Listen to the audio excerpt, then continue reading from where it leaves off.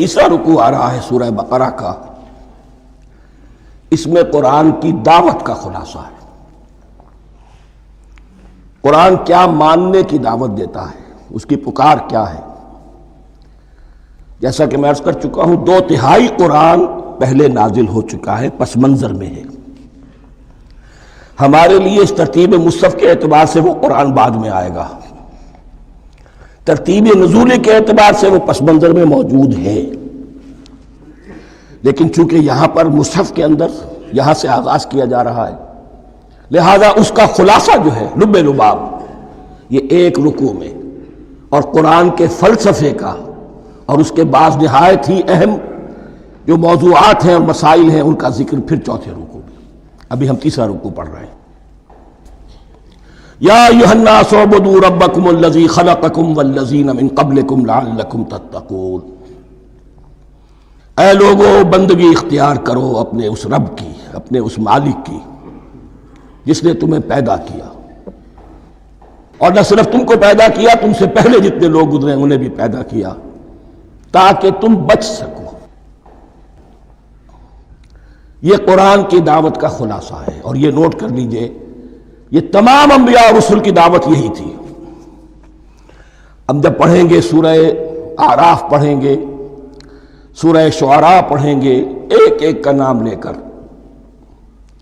ان اعبدوا اللہ واطیعون، ہر رسول کی دعوت یہ تھی اللہ کی بندگی کرو، میری اطاعت کرو۔ یا قوم اعبدوا اللہ ما لکم من الہ غیرہ، اے میری قوم کے لوگوں اللہ کی بندگی کرو، تمہارا کوئی الہ اور معبود اس کے سوا نہیں ہے۔ پھر عضو قرآن یہی عبادت رب انسان کی تخلیق کی غایت ہے۔ وما خلقت الجن والانس الا لیعبدون، ہم نے جنوں اور انسانوں کو پیدا ہی صرف اس لیے کیا ہے کہ ہماری بندگی کریں۔ لیکن یہاں ایک فرق بہت بڑا ہے، تمام رسولوں کی دعوت یہی ہے، محمد الرسول اللہ کی بھی یہی ہے، لیکن بڑا فرق کیا ہے؟ باقی تمام رسولوں کی دعوت آپ کو ملے گی یا قوم، اے میری قوم کے لوگوں، یہاں ہے یا ایھا الناس، اے بنی آدم، اے بنی نوع انسان۔ معلوم ہوا کہ تمام رسول حضور سے پہلے صرف اپنی اپنی قوموں کی طرف آئے ہیں، پہلے اور آخری اور کامل رسول ہیں اللہ کے محمد صلی اللہ علیہ وسلم، جن کی دعوت آفاقی ہے۔ یا ایھا الناس، یا قوم نہیں، یا ایھا الناس اعبدوا ربکم الذی خلقکم والذین من قبلکم۔ اس میں دلیل بھی آ گئی کہ عام طور پر لوگ جو ہے غلط راستے پر اس دلیل سے جمے رہتے ہیں کہ ہمارے آباء و اجداد کا راستہ یہی تھا۔ تو بھائی جیسے تم مخلوق ہو ایسے وہ بھی تو مخلوق تھے، جیسے تم خطا کر سکتے ہو وہ بھی تو خطا کر سکتے تھے۔ لہذا یہ نہ دیکھو کہ آباء و اجداد کا راستہ کیا تھا، دیکھو یہ کہ حق کیا ہے۔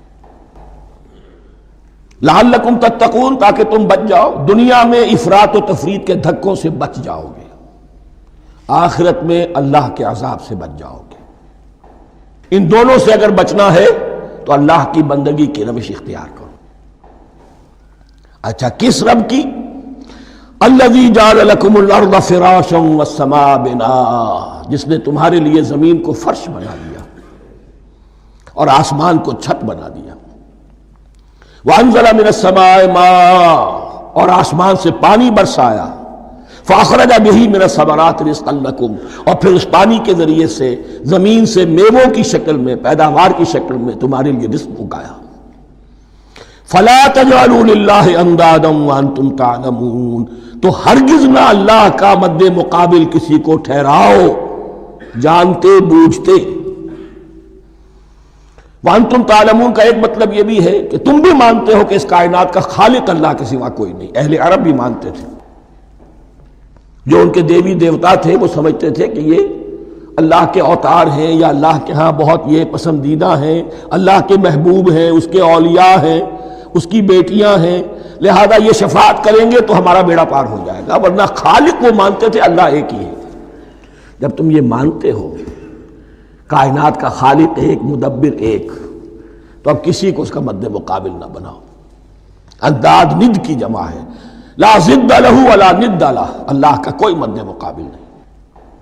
اس میں یہاں تک بات ہے کہ حضور اس درجے، اس توحید کی باریکیوں تک پہنچا کر گئے ہیں اس امت کو کہ کسی صحابی نے ایسے ہی کہہ دیا ما شاء اللہ و ما شئت، جو اللہ چاہے اور جو آپ چاہیں۔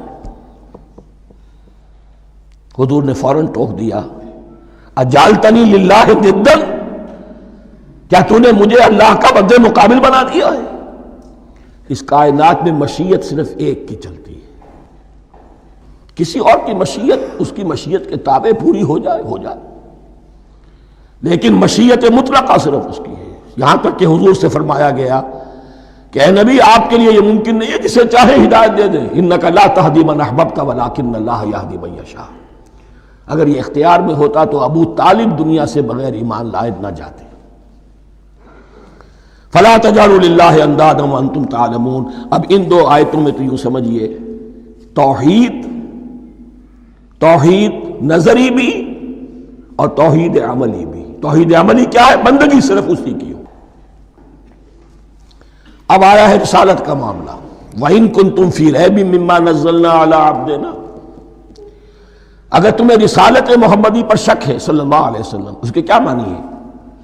کہ تمہیں اس قرآن کے بارے میں شک ہے جو ہم نے اپنے بندے پر نازل کیا ہے۔ اگر ہے شک فی الواقع، وَإِن كُنتُمْ فِي رَيْبٍ، اگر تمہیں واقعتاً شک ہے مما نزلنا علی عبدنا، اس پر جو ہم نے اپنے بندے پر نازل فرمایا ہے، فاتوا بسورۃ من مثلہ، تو لے آؤ اس جیسی ایک ہی صورت۔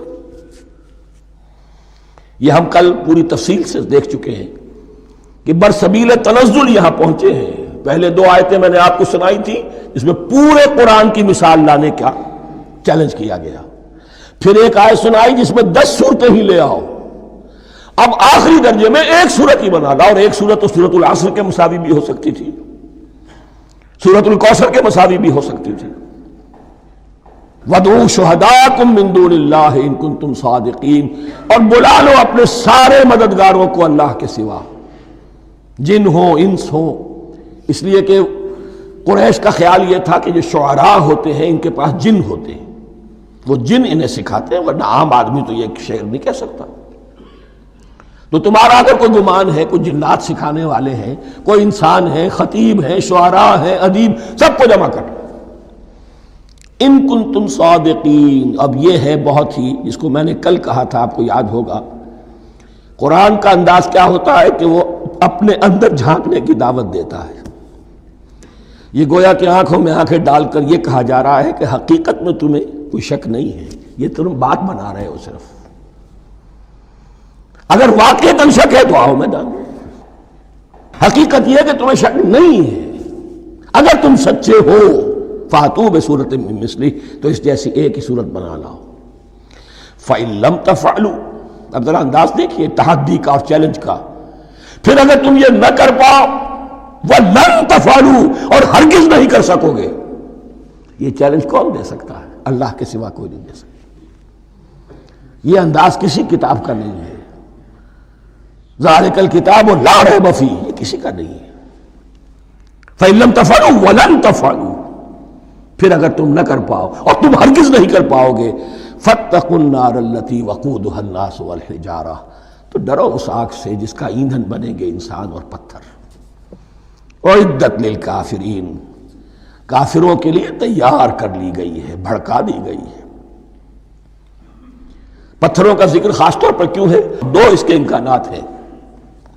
آپ کو معلوم ہے کہ وہ جو پتھر کا کوئلہ ہوتا ہے اس کی آگ بڑی سخت ہوتی تھی، عام جو ہمارا یہ لکڑی کا کوئلہ ہوتا ہے اس کے مقابلے میں۔ اور دوسرے یہ بھی کہ چونکہ انہوں نے جو معبود تراش رکھے تھے وہ پتھر کے ہوتے تھے، تمہارے ساتھ ہی تمہارے ان معبودوں کو بھی جھونکا جائے گا، وہ بھی جلیں گے، تاکہ تمہاری حسرت کے اندر اضافہ ہو۔ ان سے ہم دعائیں مانگا کرتے تھے، ان کے سامنے ماتھے ٹیکتے تھے، ان کے سامنے ڈنڈوت کرتے تھے، ان کو چڑھاوے چڑھاتے تھے۔ اب یہاں گویا کہ ایمان باللہ توحید، ایمان بالرسالت اور ایمان بالآخرت، فاتقوا النار التي وقودها الناس والحجارة اعدت للكافرین۔